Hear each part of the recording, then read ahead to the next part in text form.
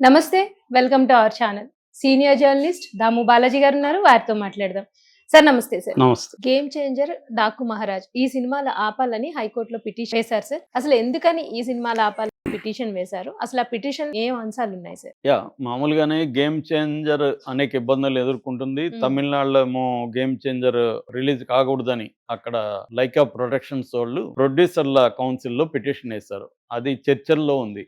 ఎందుకంటే ఈ cinema Shankar Indian 3 complete చేయకుండా ఈ సినిమాని రిలీజ్ చేయడానికి మేము ఒప్పుకోము. మా ఒప్పందం ప్రకారం ముందు 3 కంప్లీట్ చేయాలి అనేది వాళ్ళు అక్కడ పెడుతున్నారు. గతంలో కూడా వాళ్ళు కోర్టుకు కూడా వెళ్ళారు శంకర్ మీద.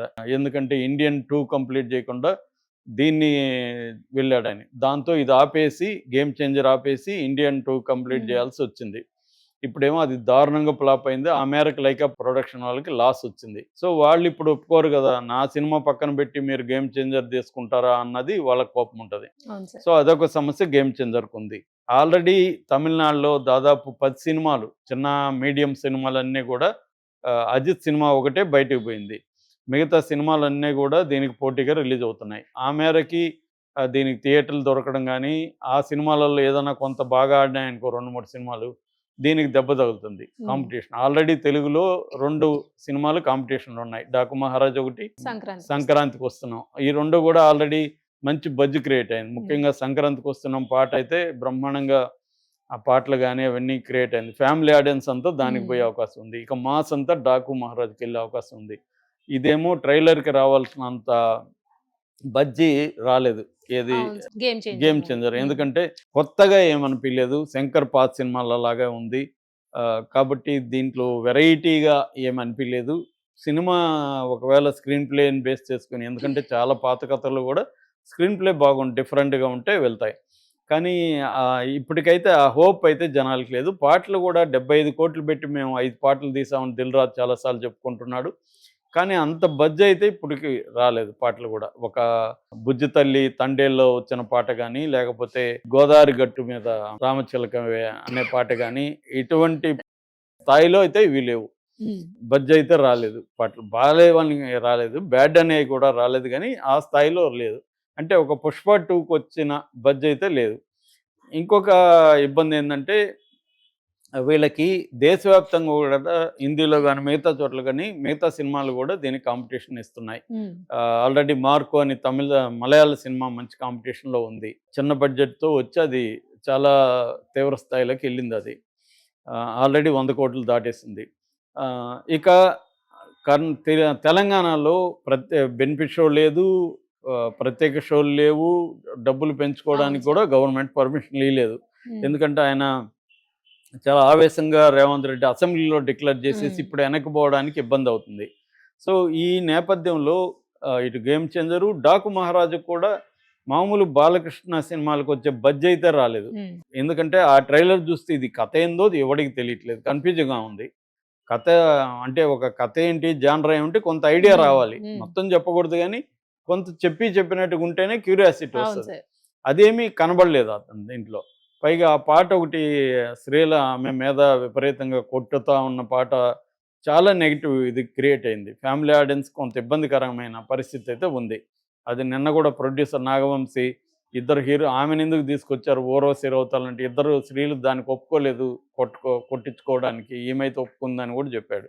అది కూడా వైరల్ అవుతుంది. అంటే వాళ్ళే ఒప్పుకోలేదంటే ఎంత ఘోరంగా బాలకృష్ణ చేస్తున్నాడు అని. సో ఇదంతా కూడా ఒక నెగిటివ్ ఫీలింగ్ దాని మీద క్రియేట్ అయింది. ఈ కాంటెక్స్ట్లో ఆంధ్రప్రదేశ్లో వీళ్ళకి కొంత ఊరట. ఎందుకంటే ఇటు రామ్ చరణ్ వాళ్ళ సొంత బాబాయ్ అక్కడ డిప్యూటీ సీఎం, ఇటు పక్క ఏమో బాలకృష్ణ వాళ్ళ అంత బావగారు వాళ్ళే ఉన్నారు. కాబట్టి వీళ్ళు అడిగినట్టుగా వాళ్ళు జీవోలు 2 రిలీజ్ చేశారు. 'గేమ్ చేంజర్'కి బెనిఫిట్ షో ఇచ్చారు. బెనిఫిట్ షోకి 600 టికెట్ పెట్టారు. తర్వాత 'డాకు మహారాజ్'కి 500 టికెట్ పెట్టారు బెనిఫిట్ షోకి. దాని తర్వాత నెంబర్ ఆఫ్ షోలు 25వ తేదీ వరకు షోలు పెంచుకున్నారు. అట్లాగే టికెట్ రేట్లు కూడా పెంచుకున్నారు. మల్టీప్లెక్స్లో ఏమో ₹135 పెంచారు. సింగిల్ స్క్రీన్లో ₹110 వరకు పెంచారు. కాబట్టి అక్కడ వాళ్ళకి ఇది బాగుంది. మామూలుగా కూడా అక్కడ ఎక్కువ కలెక్షన్లు వస్తాయి. నైజాంతో పోలిస్తే అక్కడ 2 పెద్ద ఏరియాలు ఉంటాయి. అంటే సీడెడ్ అండ్ ఆంధ్ర. సో కాబట్టి ఆ 2 కలిపి అక్కడ ఎక్కువ వస్తాయన్నమాట ఎప్పుడైనా. సో అది హ్యాపీగా ఉన్న టైంలో ఇప్పుడు సడన్గా ఒక ఇబ్బంది కలిగింది. ఇదేంటంటే ఈ 2 సినిమాల మీద ఒక వ్యక్తి పిల్ వేసాడు హైకోర్టులో. ఆ పిల్లి ఎందుకు వేసాడంటే ఇట్లా టికెట్ రేట్లు పెంచుకోవడం బెనిఫిట్ షో అనేది రాంగు. ఆల్రెడీ బెనిఫిట్ షో ఇచ్చి అక్కడ చనిపోయారు. ఒక తల్లి చనిపోయింది. ఒక బాబు ఇప్పటికి కూడా క్రిటికల్ కండిషన్‌లో ఉన్నాడు అవును సార్. అని దానికి సంబంధించిన వివరాలన్నీ కూడా కోర్టుకి పెట్టారు. హ్మ్. ఆల్రెడీ అతని మీద అల్లు అర్జున్ మీద కేసు కూడా పెట్టారు. మళ్ళీ ఇట్లా బెనిఫిట్ షోలు జరిగితే ఇక్కడ కూడా అలాంటివి జరిగే అవకాశం ఉంది. బెనిఫిట్ షో అనేది ప్రొడ్యూసర్‌లకు తప్ప ఇంకెవరికి ఉపయోగం లేదు. రెండోది 600 టికెట్ పెట్టడం కూడా దారుణము. ఒక బెనిఫిట్ షో అంటే అర్థమేమి? ఎవడికి బెనిఫిట్ అది? ప్రొడ్యూసర్‌కి బెనిఫిట్. హ్మ్. ఇంతకుముందు బెనిఫిట్ షో అంటే ఆ డబ్బుల్ని ఎవరికో ఇచ్చేవాళ్ళు సామాజికంగా. బెనిఫిట్ షో అనేది అలా వచ్చింది. హ్మ్. ఇవాళ ఏందంటే బెనిఫిట్ షో అనేది ప్రొడ్యూసర్‌లకు బెనిఫిట్‌గా హ్మ్. మారిపోయింది. సో, అది వద్దు. అట్లాగే వీటిని ఎక్కువగా రేట్లు పెంచడం వల్ల ప్రజలకి, ముఖ్యంగా అభిమానులకి భారం పడుతుంది. గతంలో జగన్ కూడా తగ్గించాడు అనేది చెప్పారు. మామూలుగా ప్రతిసారి కూడా ఎవరో ఒకరు ఇలాగా వెళ్తూ ఉండడం కామనే అనమాట. అవును సార్. గతంలో కూడా 'కల్కి 2'కెళ్లారు, 'దేవర'కెళ్లారు, 'పుష్ప 2'కి కూడా కోర్టుకెళ్లారు. హ్మ్. అన్నీ జరిగాయి. ఇప్పటివరకు కోర్ట్ అయితే ఈ విషయాల్లో కలగజేసుకోలేదు. ఎందుకంటే సినిమా ఇండస్ట్రీ కూడా ఒక పరిశ్రమ.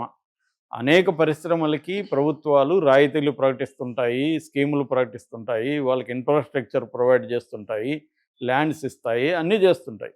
అట్లాంటప్పుడు ఈ పరిశ్రమకి ఎందుకు చేయకూడదు? ఎందుకు చేస్తాయి ప్రభుత్వాలంటే ఒకటి రెవెన్యూ వెల్త్ జనరేషన్‌కి ఉపయోగపడతదని, 2 ఎంప్లాయ్‌మెంట్. ఈ హ్మ్. 2 ప్రధాన కారణాలతో ఇండస్ట్రీస్‌ని రాయితీలిచ్చి ప్రోత్సహిస్తుంది. అవును సార్. ముఖ్యంగా కొన్ని సెక్టర్‌లు కాంపిటీషన్‌లోకి రాలేవు సొంతంగా కాబట్టి వాళ్ళకి కొంత ఊతం ఇవ్వాలనేది గవర్నమెంట్ పాలసీ. హ్మ్. అది పనిచేస్తూ వస్తుంది.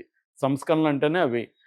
అట్లాగే సినిమా ఇండస్ట్రీ గూడా. సినిమా ఇండస్ట్రీ మీద ప్రత్యక్షంగా, పరోక్షంగా దాదాపు 1,00,000 మంది ఆధారపడి ఉంటారు. ఫ్యామిలీస్ కావచ్చు, మనుషులు కావచ్చు. సో, ఉద్యోగాలున్నాయి. వెల్త్ గూడా వస్తుంది గదా! ఇప్పుడు బెనిఫిట్ షోకి గూడా 600 పెడితే 600లో 18% గవర్నమెంట్‌కి జీఎస్టీ వస్తుంది హ్మ్. గదా! సో, ఆ రకంగా జీఎస్టీ వస్తున్నప్పుడు గవర్నమెంట్‌కి ఆదాయం జరుగుతుంది. అవును ఎన్ సార్. నేనేం బలవంతం చేయట్లా. నీకిష్టం ఉంటే టికెట్ పెట్టుకొని చూడు. రేపొద్దున మళ్ళీ తగ్గుతాయి గదా! బెనిఫిట్ షోకి 600 ఉండేవాడొస్తాడు. డబ్బుండి నేను ఫస్ట్ షో నేనే చూడాలనుకునేవాళ్ళొస్తారు. నీకు స్తోమత లేకపోతే నువ్వు రావద్దు. నిన్నేమి ప్రెజర్ చేయట్లేదు. హ్మ్. నువ్వు 10 రోజులు ఆగి తక్కువకెళ్ళు అన్న ఇది కనబడుతుంది. ఎందుకంటే వీళ్ళు గూడా క్వాలిటీ కోసం ఖర్చు పెడుతున్నారు సినిమాని అనేది వస్తుంది. హ్మ్. దీనికి రివర్స్ ఆర్గ్యుమెంట్ ఏందంటే క్వాలిటీ కోసం ఏం ఖర్చు పెట్టట్లేదు. మొత్తం డైరెక్టర్‌కి, హీరోకి ఎళ్ళిపోతుంది. ఇప్పుడు 'పుష్ప 2' ఎంత పెట్టారు? 400 ఎంతో పెట్టారు. 400,00,00,000. హ్మ్. అందులో 300,00,00,000 500 అనుకో. 300,00,00,000 అల్లు అర్జున్‌కి, ఇంకో 100,00,00,000 సుకుమార్ ఎట్సెట్రా బ్యాచ్‌కి. ఇంకా హ్మ్. ఆడ పెట్టింది 100,00,00,000 కదా! అది 100,00,00,000 బడ్జెట్ అనాలి గానీ, 400,00,00,000, 500,00,00,000 హ్మ్. బడ్జెట్ ఎలా అంటాము? సో, మిమ్మల్ని ఎవరు అంతంత రెమ్యునరేషన్‌లు ఇయ్యమన్నారు? రెమ్యునరేషన్‌లు ఇయకపోతే తక్కువకి సినిమాలు చూడొచ్చు కదా! ఒక ఫ్యామిలీ వెళ్లి చూడాలంటే 3, 4 వేలు అయిపోతుంది. ఈ టికెట్లు పెంచడం వల్ల అన్న ఒక ఆర్గ్యుమెంట్ కూడా వస్తుంది. ఈ 2 ఆర్గ్యుమెంట్‌లలోనూ ఎంతో కొంత లాజిక్ అయితే ఉంది హ్మ్. గానీ, మార్కెట్‌ని బేస్ చేసుకొని హీరోకి ఎందుకిస్తారు? ఇప్పుడు 3 ఏళ్ళు కష్టపడితేనే కదా ఆయనకి 300,00,00,000 వచ్చింది అల్లు అర్జున్‌కి. 3 ఏళ్ళు పట్టింది కదా 'పుష్ప 2'కి. అవును సార్. 3 ఏళ్లలో ఆయన 10 సినిమాలు చేసుంటే హ్మ్. అంతే డబ్బులొచ్చేది కదా!